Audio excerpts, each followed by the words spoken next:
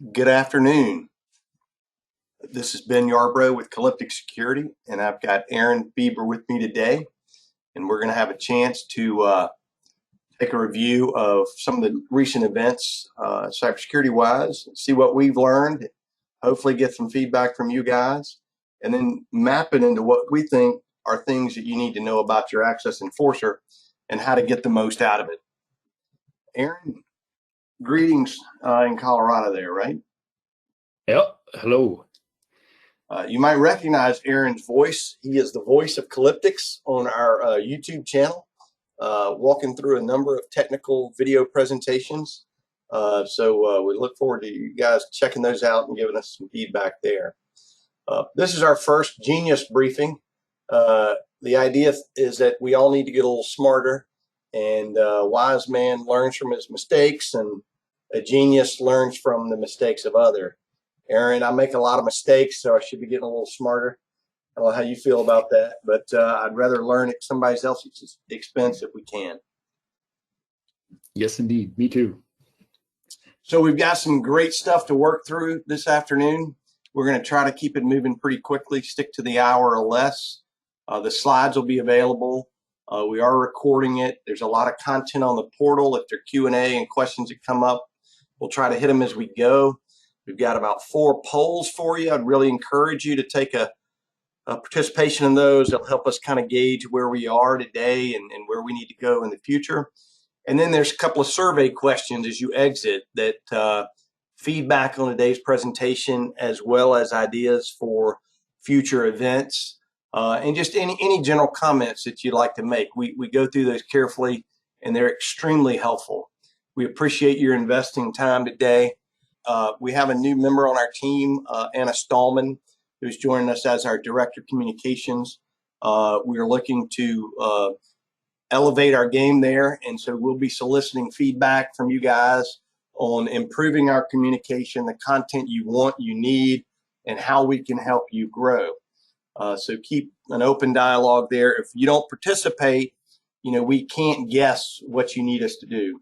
So we hopefully encourage you to do that. Housekeeping, we are recording this. It will be posted. There's a lot of information in our portal. Q&A, as usual, we'll try to pick up as we go, and we encourage you again to participate in the polls.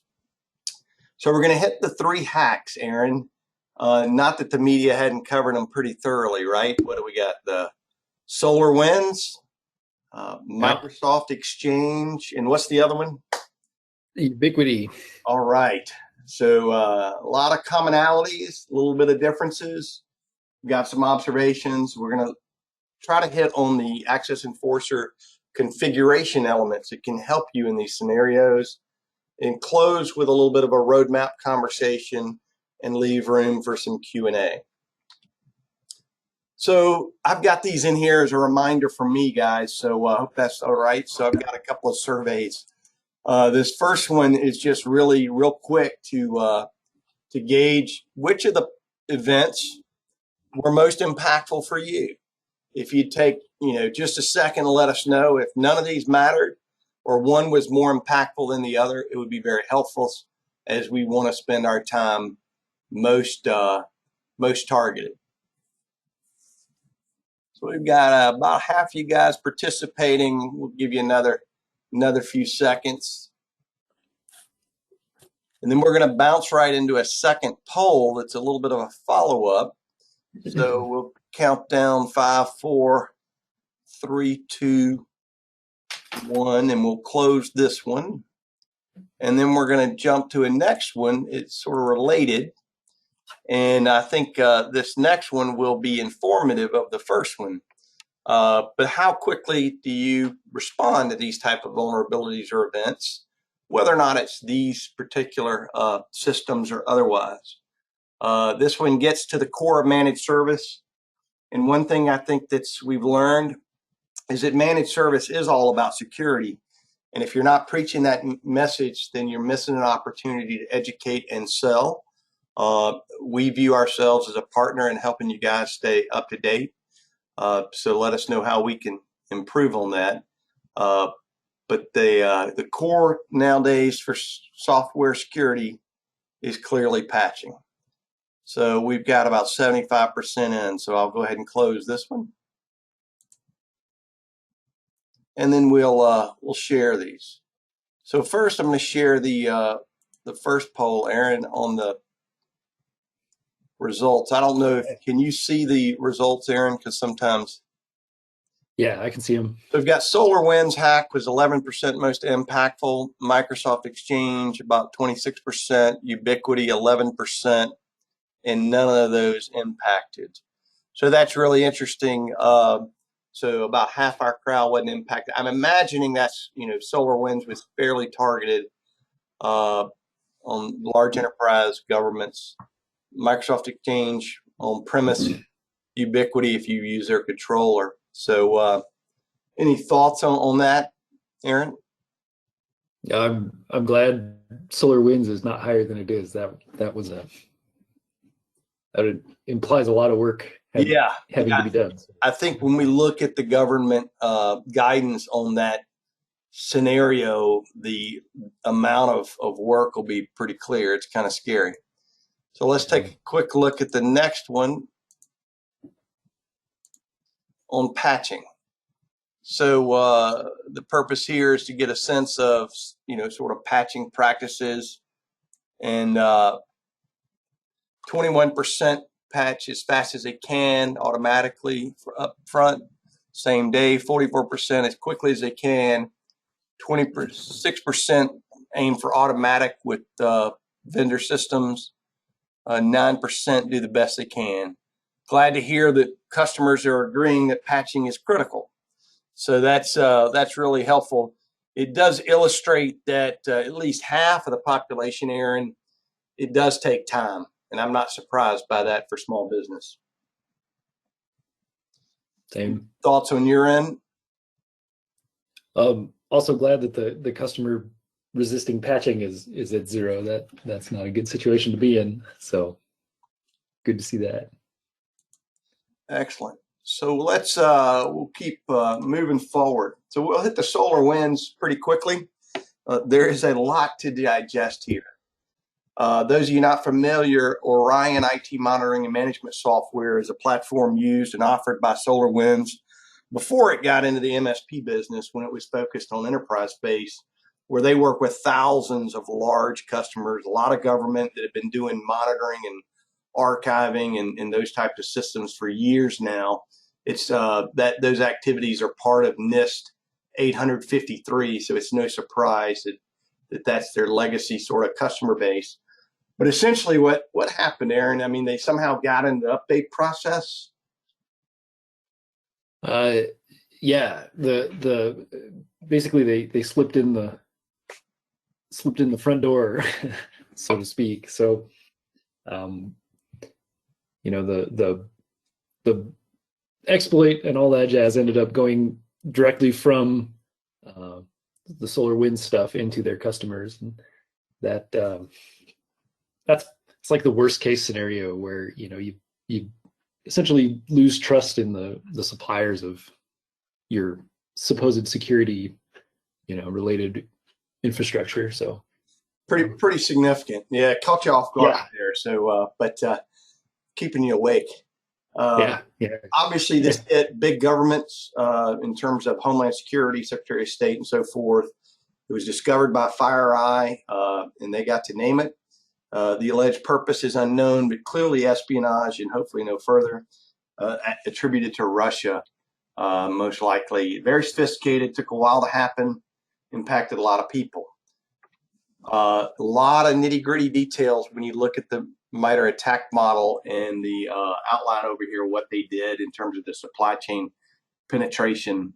The authoritative advisory from CISA down here posted at the bottom is extraordinarily insightful, even though this didn't really impact where we have our solution installed. It's a pretty thorough set of guidance and so forth. So it's helpful. Interesting to note, though, that at the end of the day, the compromise required the command and control communication after the initial infection. And so there was opportunity vis-a-vis the transit vector to detect it. So as we monitored this, one of the things that we did was we tried to read as much as we could, look at the authoritative guidance, and take reactive measures. So from a device standpoint, we do have a dynamic firewalling platform that we can put these indicators in and block the known IPs. That was done. We also added the known domains to the malware category. Additionally, we utilized our Event Vault archive and ran a 360-day look-back query looking for the indicators. So it was really interesting for us because this is one of the most notable events. Not only is it significance in terms of the breach, but where the government really got out front and shared indicators. Indicators consist of hashes, file names, file sizes, IPs, domains, and a lot of different little tidbits, very technical. We don't obviously see all of it as a network solution provider, but we see the IPs, addresses, and things like that. So we've been recording all that for quite some time for the systems. And so we did a look back query using that data. We didn't find anything. That was good. But it was a great exercise for us to be able to do that. And it demonstrated for us the value. Furthermore, in the incident response guidelines, which is something that I took away from a lesson learned, is the way the government sort of really formalized the incident response approach in categorizing the different entities that they work with and have oversight for. And they basically said, you know, if you don't have or never utilize SolarWinds, you're category 1. Category 2, you may have utilized it, but you can forensically confirm that there's no, you know, other than the initial beaconing to the known IP, there's no other threat actor activity. So you can rebuild that and patch and update. But then the third category was the guys that have to tear it down, Aaron, and rebuild. That's pretty devastating, I'm guessing. Yeah, that's weekends lost across the board. Shut her down and start it back up. So what the big takeaway for me was logs matter. And, you know, this was an illustrated opportunity to use our logs. And basically the authoritative guidance was if you cannot hunt for the indicators, you have to assume you are in category 3. So the default rule there is can't prove it, assume it. Bad news. So in terms of our insights, as we worked through the logs, it became really apparent that the logs depend on your Unix settings, guys. So you need to activate settings if you want to be able to take advantage of this opportunity and, you know, let us do these recall queries if these events arise, or not if, when, so that we can leverage that shared intel and help you confirm the absence of breaches to the best of our ability.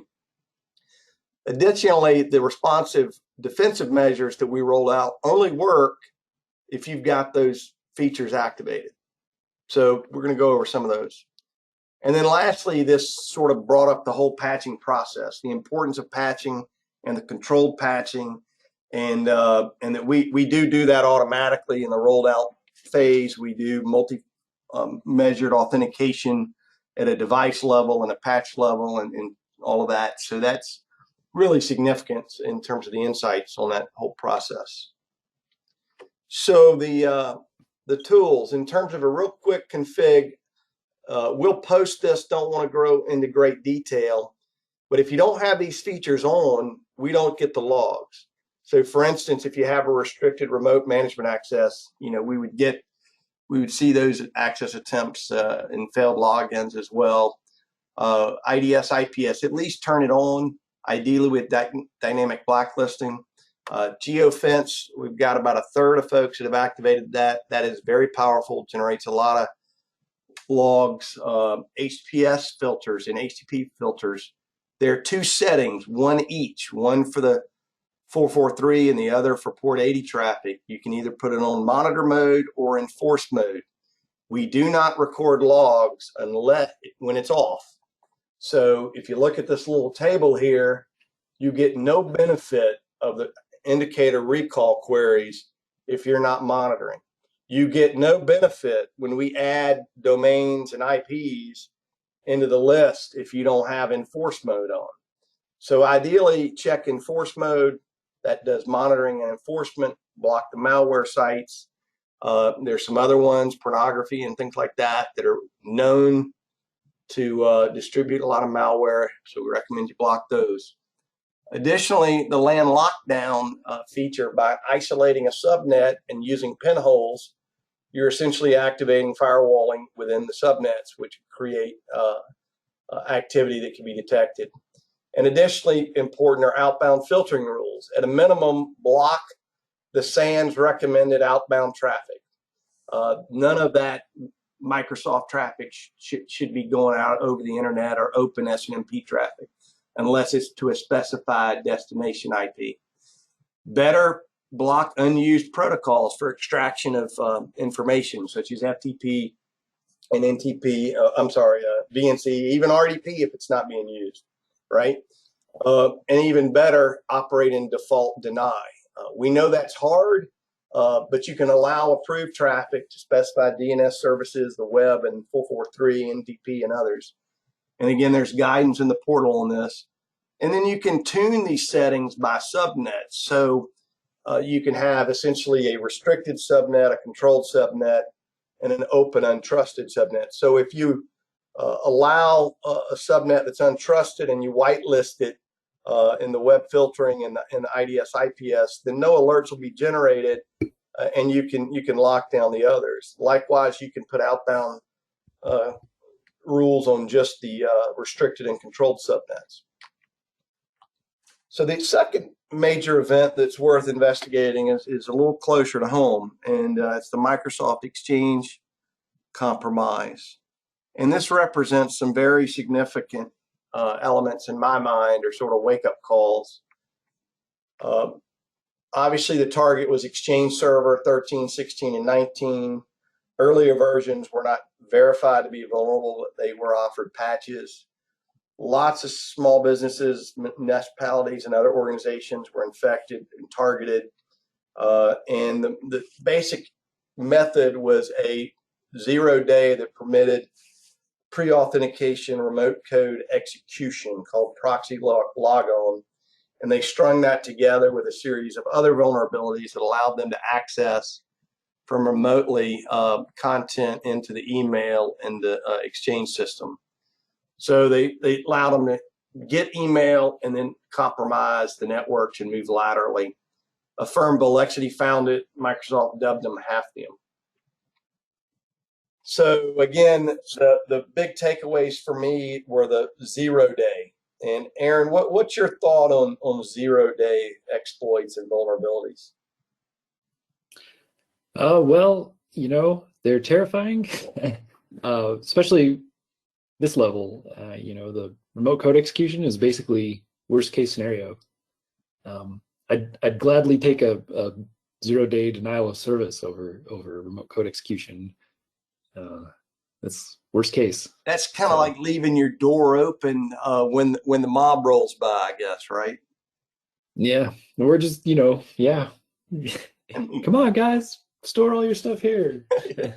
Yeah, it's pretty interesting, and what to me maps to this is a reality for small businesses is they cannot patch as fast as larger ones. They also have different needs, resources, and the like. The advantage, on the other hand, is small businesses have a smaller footprint. So we think that there are tools that continue to be developed to help small businesses defend against 0 days and these types of pre-authentication vulnerabilities to give you more time and implement protections. Digging down a little bit, again, there were four vulnerabilities. All they had to know was the external IP or domain name, and bang, they're in through OWA. So that was what was observed by Volexity when they notified Microsoft through the responsible disclosure. I found this picture over here of being blindfolded in front of a target, and that's kind of how I felt after I understood what a pre-authentication remote code exploit is. It's like you're downrange in front of the firing squad, blindfolded, and you are the target. And so no password, no nothing's required. So it's pretty significant. Again, here's the nitty gritty, courtesy of Palo Alto's Unit 42 on the slide deck and MITRE on the various techniques. Again, there's an advisory from CISA. It's very helpful and authoritative. We went through the same process on this one in terms of monitoring the indicators the government shared, which was great. We also looked for data from researchers, and we added indicators to our solution on the updates and in both the web filtering and the dynamic firewalling. And we also did a historical log review. Most importantly, I wanted to understand the efficacy that we saw on geofence. Let me back up one here. We did identify several sites, not a lot, where there was traffic to the known indicators. So we were able to notify those selected partners or customers so they could take further steps. And we do have, we know that we have customers that were impacted significantly by this vulnerability. And looking at the geofence data, of the alerts from the known indicators, there were 32 unique IP addresses that we were able to identify through the shared data. 44%, we saw 22% of the 32, so 7 triggered geofence alerts at about 10% of the sites operating geofence. And so it was they were clearly getting poked. And if you take out the US IP addresses, then we saw 44% of the non-US addresses. Obviously, they were targeting 443 and 80. There was a little bit of probing on some of the others. Now, we don't know exactly what that traffic was. We don't know if it was remote codex execution attempts or if it was an Nmap scan or something else. All we know is it was traffic from the identified source IP. So I don't want to overstate what we know. But it was interesting, and I have a poll. This is a reminder on polls. Let me see which one we had here. So actually, I want to go to the next. This is on the wrong one. So in terms of what we observed, the data, the first time we saw one of the indicators actually was back in December, which predates the public knowledge of the first compromise, which was in early January. So I don't know, again, if that was a true attack or if it was just somebody using that IP from a VPS provider. But this is the timeline on observed events from the indicators, showing the distinct sort of number of targets or serial numbered units in the count of the, it says count of serial numbers, but that's what was used to count the events. So the orange line demonstrates the spike on the 21st of February and shortly thereafter as the exploit began to unravel. And it's what pressured Microsoft to move up the patch to early March and not patch Tuesday. When we broaden the data look to all inbound observations on geofence from targeting 443, you'll see that the map on the event count parallels the map from all sources. So Aaron, for me, the takeaway is, I'm sorry, this is not all sources, from all non-publicly disclosed sources. So my guess is there are a lot more indicators than were publicly disclosed, but nonetheless, there was some sharing. So, and I'll share more of the numbers as we go. And on the far right, that shows the unique source IPs, which coming out of China in that end of February started to hit about 600-700 number. And that to me is indicative of the allocation of resources by the attacker to pursue the targets, right? So the more IPs that go up, that's a real indication of interest. We then took this and looked at the data from any country, not just China. And again, this is where I was wanting to share that you know, source country doesn't matter anymore. These guys are everywhere, and you'll see the trend lines follow the same. And the number of targets and the number of IPs really spiked in you know, the 12th of February. So that started the push, in my opinion, because that's when the game was really on. And so I wanted to ask, let's see, no, got a little bit more coming down. So again, of the IPs, this is sort of an overview of what we saw. And one of the reasons for looking at the data was to gauge the efficacy of geofence. And it clearly was helpful, but it also highlighted in the released indicators that 50% came from US infrastructure. So the geofence was not a simple solution here. We do have sites that block US inbound, so we picked up some stuff there. But what's interesting to me is that even the federal government at the NSA level has a blind spot for US infrastructure.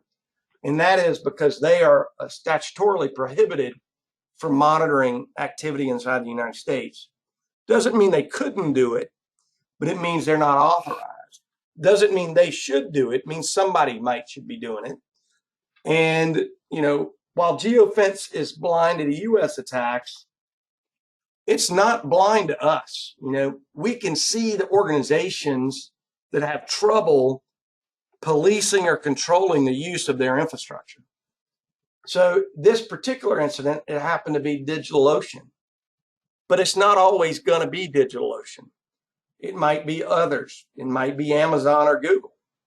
But the insights here to me was really interesting. And it raises the question, Aaron, can we create accountability for these infrastructure providers? Any thoughts? Not easily, but we can do other things about it. Got it. So we can talk more. You can let the cat out of the bag if you got some ideas. Well, yeah. Well, so you know, all of these organizations have an ASN associated with them. So all of DigitalOcean's IP addresses are, you know, under this umbrella ASN that we can use potentially to create a geofence-like blocking program, or not program, but, you know, firewall. So we kind of want to gauge interest from you guys to see, you know, if that's something that you think would be handy.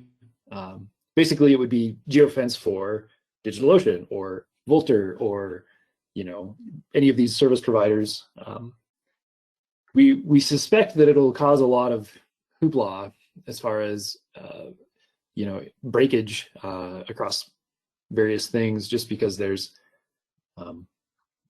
you know, some services do weird things. Like Chrome, the web browser, is going to make all kinds of weird connections, and, you know, we want to make sure that we're headed down a path that is, you know, worth it for you guys and worth it for us. So. But essentially and I've gone ahead and thrown out our quick poll here, is that, you know, if we could develop, and there's no promise here because it is complex, and we're, you know, this all has to be shoved into the firewall ruling tool or wizard that the team has built.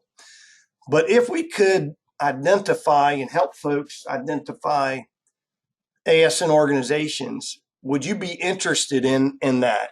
And I sort of categorized it in a few different ways here, guys. Hopefully you can see the poll. Let me see. Yep, there we go.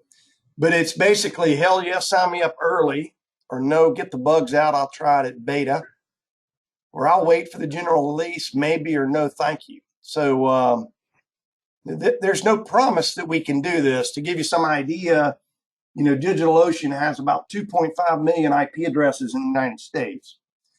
That may, the number of IP blocks that may reduce to may be tough to sort out. We may be able to get a lot of them. Not sure we can always get all of them because they can move them around. But this goes back to doing more is possible. It's a question of would it be of interest. So we'll go ahead and see if give folks a little bit more time.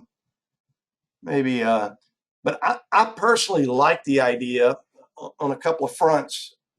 One is if there's no reason that a VPS machine should be connecting to my client site, why not block it?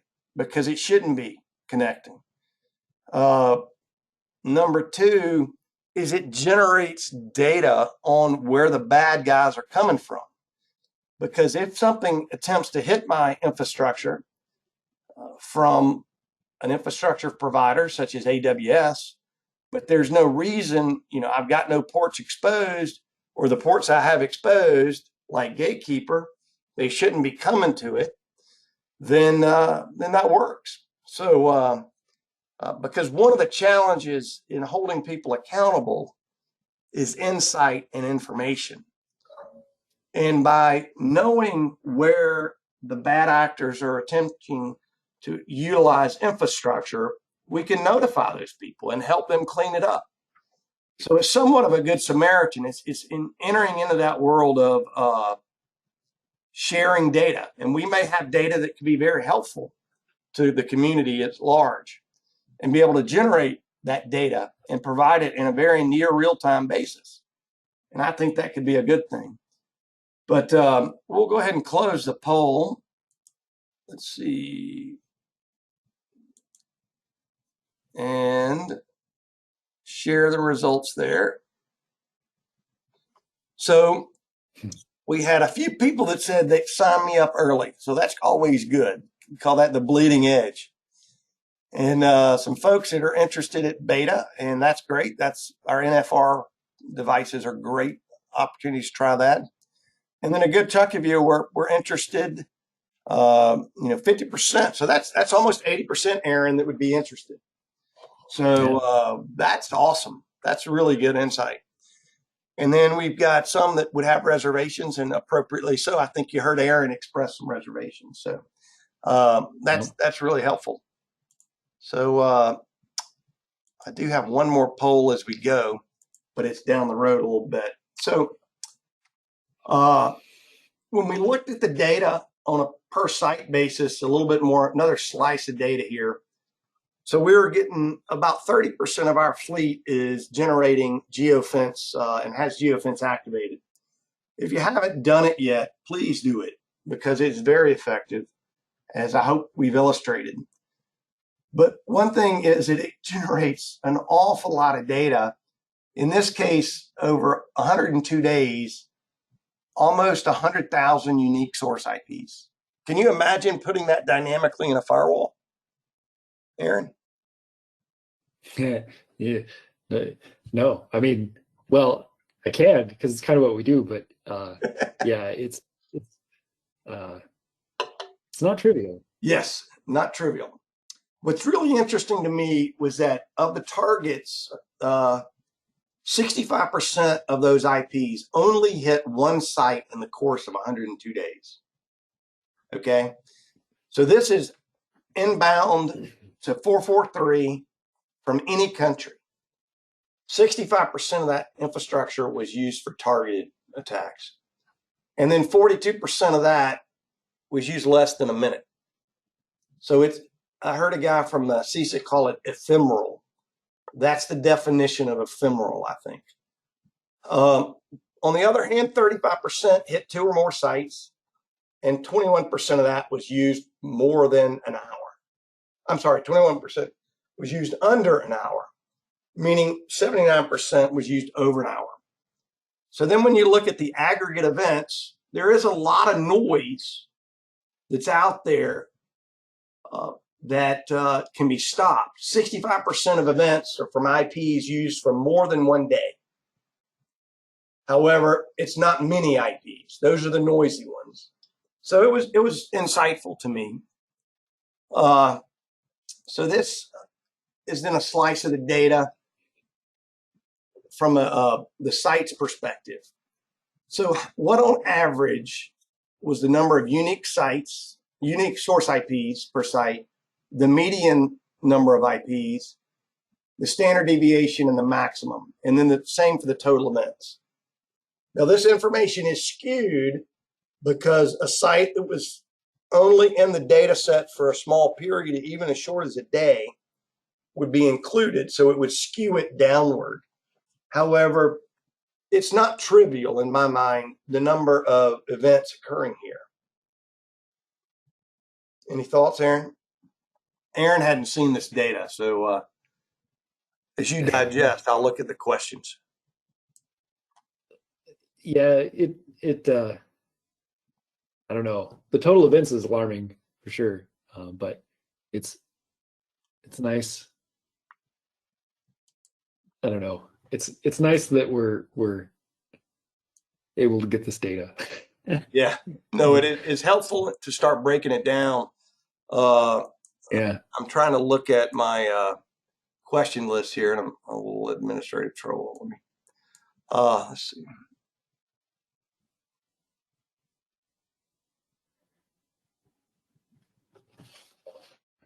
there's definitely some common ground among all of these attacks and in the insights, and hopefully I'll try to talk to it a little bit more here on the next bit. But the gist of it seemed to be, exposed things. It's just a matter of time before there's an exploit for them. Right. So I've got a number of questions sort of on the roadmap, which I'm going to save for that period. So that's very helpful. So we've got a question here for you guys. Would you be, so one of the things that jumped out to me within the data is that if you look at the median scores of unique source IPs and total events, they're not too high, but there are clearly some sites where, that are creating a standard deviation where the numbers are much higher. And so we do, we could deploy some notification methodologies for you guys to flag some of these. The difficulty is in creating a method to distribute what you want. And so I've structured a question here in terms of the notifications of what you might be interested in getting. Anything reasonable that should be, looked at. So we run the data through a number of threat intelligence systems, including CrowdStrike and Proofpoint. We've been surprised, candidly, with the lack of insights on a lot of the data that we get from known bad that they don't have any insight on. But then when we do get, they do flag some things as potential high risk. They're not always right. I mean, they flag RMM tools as rats. They flag, Windows Update IP addresses. And so it can be a little bit confusing. So to just default to what, folks think are suspicious is hard. On the other hand, to me, like a site that's getting excessive alerts or excessive targeting, that's a pretty clear something you ought to be aware of. And so we're trying to figure out how to let you know. So I've given a couple choices here, Aaron. Reasonable, highly suspicious, known bad, no thank you, or I need more information. And so I'm going to give you a couple more 5 seconds here. We've got about 70% in the queue. If anybody else wants to be heard, now is your chance. So we'll go ahead and close it and share that. So we've got anything reasonable. So that's really exciting for me. So you'll be getting an email from us asking what email address you want your notifications to go to. That's the starting point. And we'll assign that to each site. So if you have a common support or whatnot email address that you would want that to go to, that would be helpful. And then we'll work on categorizing the type of notifications that we can get to you.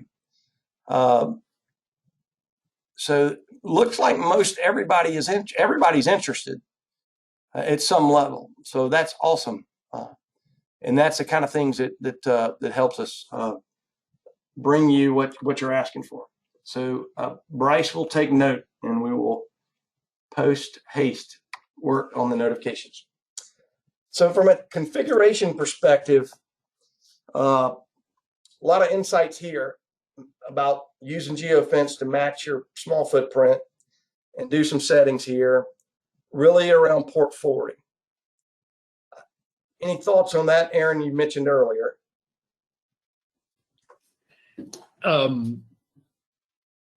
Sorry, thoughts on the poll? Oh, no, on the port forwarding.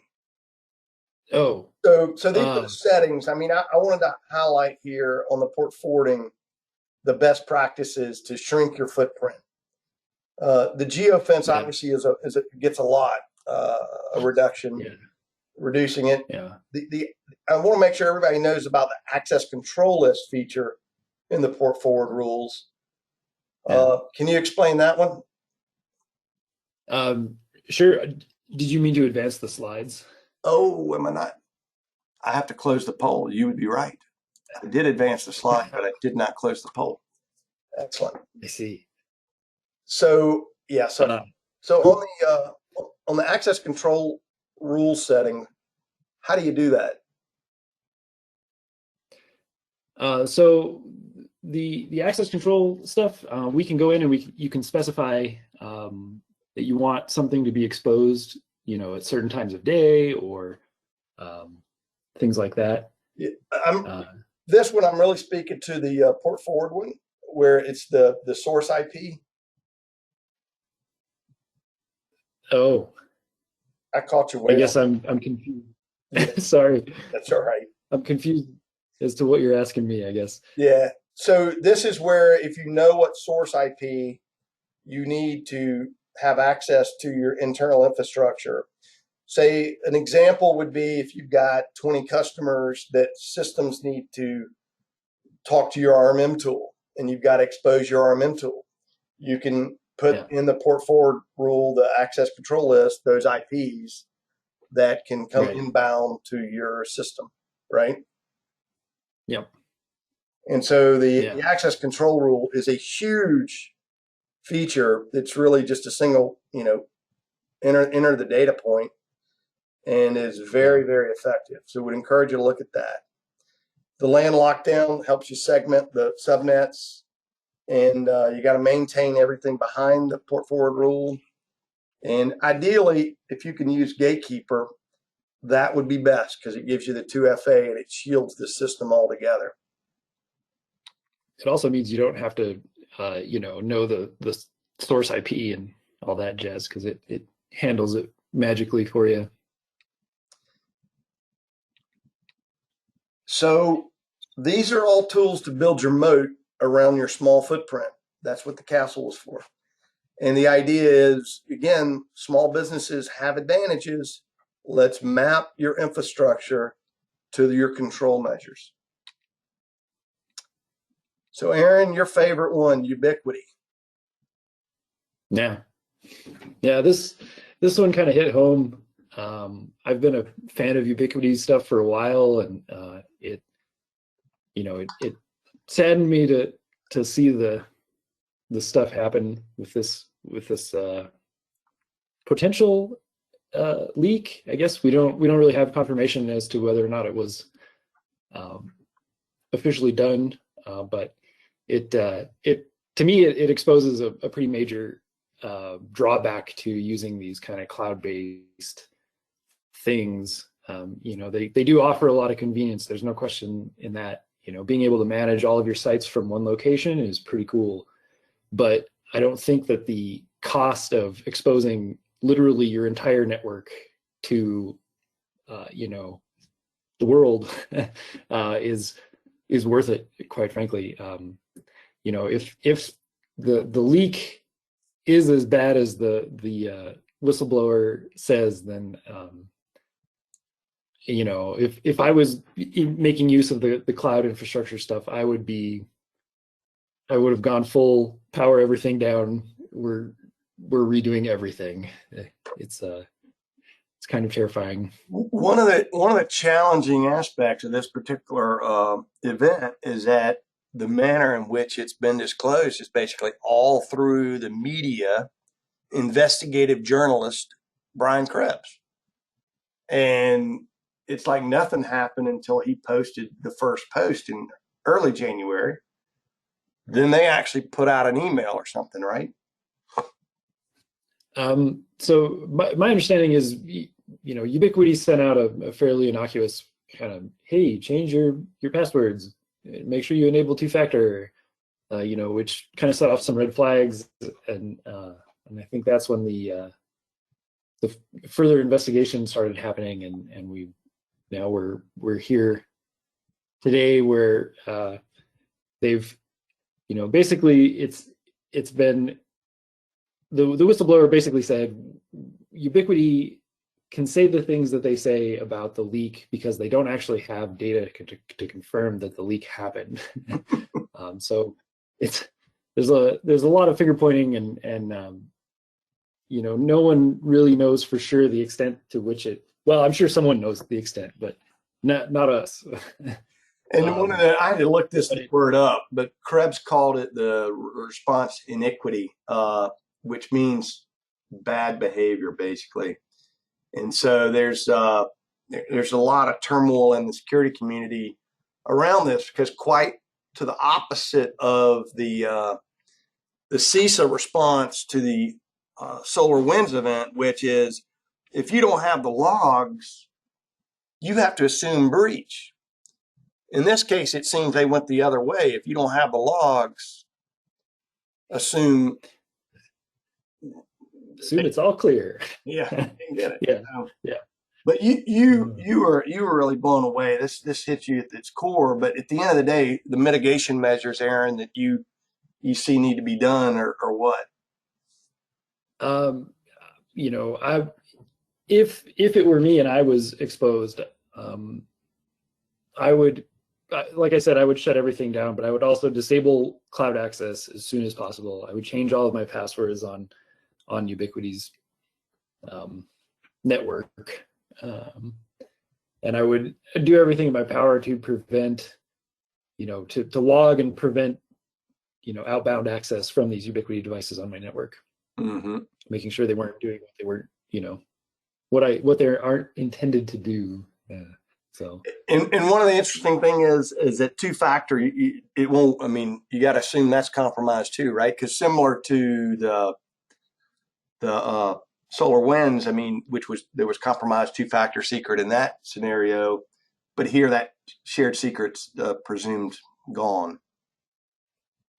Yeah, essentially full access, you know, is what I would assume. So in terms of Calyptix, you've got the vault for logging, shrink attack surface with geofence, and your favorite, Gatekeeper. What's available for Ubiquiti with Gatekeeper? How far did you get with that one? Well, so with Gatekeeper, you can still remotely manage a Ubiquiti controller, very, very much like you could if you were just local on the network.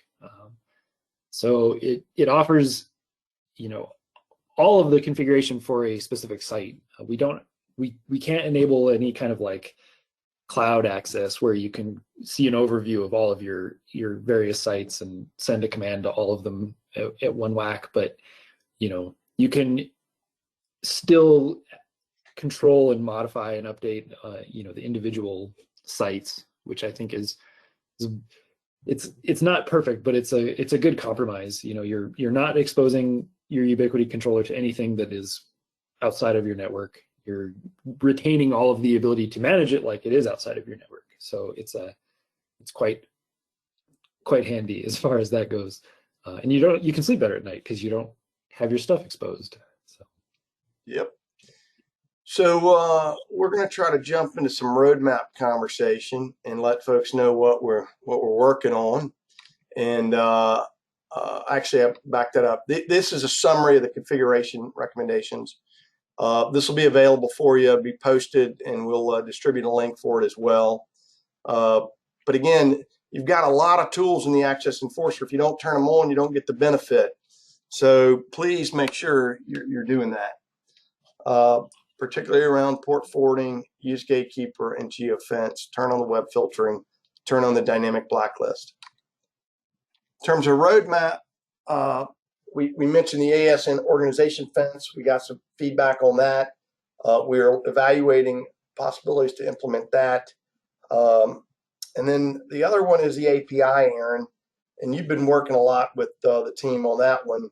Tell us a little bit about what we're working on there. Well, we're kind of making the tooling available to you guys that we have as developers. So, as we're, building out the interface and doing all this other stuff, we're exposing the various feature sets through an API. And currently the API is not available to anyone outside of the development group. But we're planning on making it available. This will let you, do virtually everything you can do through the web UI, but over an API. So managing a whole fleet of AccessEnforcers will become dramatically easier. Writing tooling that lets you query or update or do anything like that will become an option.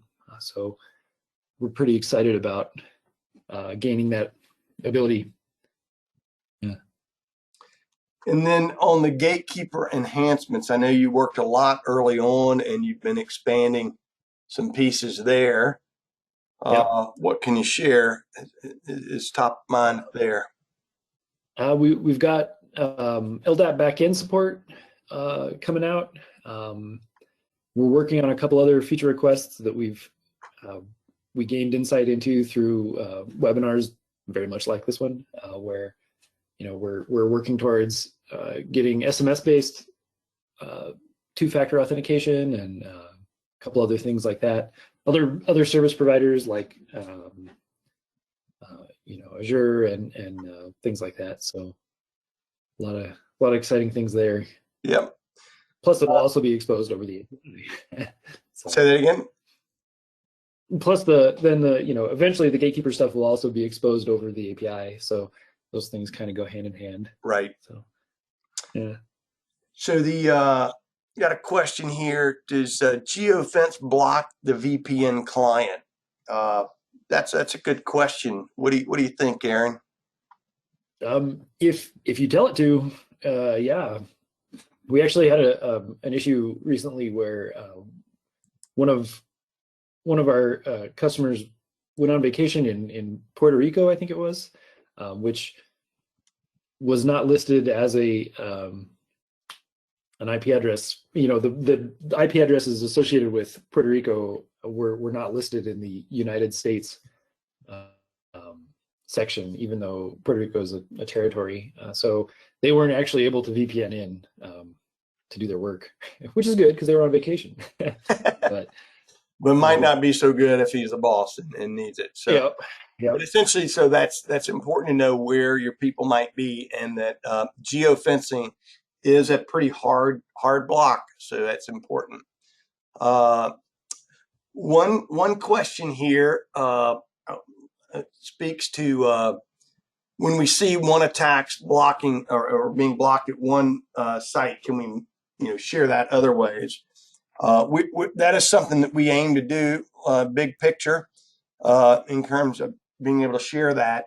Large part is managing that firewalling and dynamic firewalling wizard that Lawrence and the team have built. But that's the holy grail for Calyptix, is that distributed security orchestrated automatic response, where we see somebody from a bad ASN organization and we tell everybody else to block that infrastructure. So we're moving that way. And then that fits into the API, because as we make those changes, it means what I call self-remediation. The need to fix a false positive goes way up. There was a conversation I had a few weeks ago with a security professional at one of the large hospitals up in Asheville. And he said they were working on two things. One was how to figure out if the people trying to get in or have actually gotten in. So in essence, looking at the attacker indicators and seeing if there's legitimate traffic to those destinations, which again is something we can work towards if you guys activate the features to collect the logs. And then the second one is the significance of blacklisting known goods. So it's a large Fortune 50 hospital, and they got their own IPs put on their own, on a third-party blacklist. So not only could they not talk to others, they couldn't talk to their own sites because they use that blacklist. So that is, again, part of the vision, but it's quite delicate in the implementation. In terms of the Event Vault, that's something that we are looking to make available and provide more details. If you have interest in that, if your clients are needing confirmation of the details of the archive and what we're doing in Access, it is a resilient archive that's maintained for a year, that's on a big data look back, so we can run these queries, and it has extremely limited controlled access to it. And it's something that if you need, we can retrieve specified logs for a site or a serial number, for a time period. It does collect a lot of data in terms of the events. It's not personal data, it's traffic data, and it's in the order of magnitude of 50 to 100 gigabits of data a day. So when we have to go pull that, we have to allocate professional time to do it. And depending on your request, it could be large data, but if it can help you solve a problem, we want to make that available. And then the other one is the recall queries. So if you need to know whether or not your sites had traffic with destinations, let us know and we can help you verify or invalidate that scenario. Looking down the list, got a real positive comment on geofence from Graham. Appreciate that. He shared that without geofence, he couldn't keep his clients connected to the internet because of the denial of service traffic that was coming through their ISP. So that was really helpful. Got a question on the centralized management portal, being able to change features. For example, being able to, if we had an ASN organization fence, being able to make changes on that. Aaron, that would be dependent on the API, right? Yep. Yeah. Which we don't have in place yet, unfortunately. Right. So, but that's that is a definite part of the roadmap that we were working on. Let's see. Got a number of technical questions I'm not sure I can answer, but appreciate the interest. Really positive feedback on the geofence, the ASN org fence, as well as the interest in notifications. There are a number of other ones that we will get back to you as well. So with that, it's right at an hour. And so I want to thank you for joining us. I want to remind you that there's a lot of information available on the YouTube channel, on the online portal, as well as you can schedule training. We hope that you'll take a chance to share with others your experience with us. We really value our relationship with our partners and customers. And if there are others like you that we can help, please let them know about us. That's the easiest way and best way for us to make those connections. So with that, I'll say thank you and close it. and appreciate your interest and support. Thanks.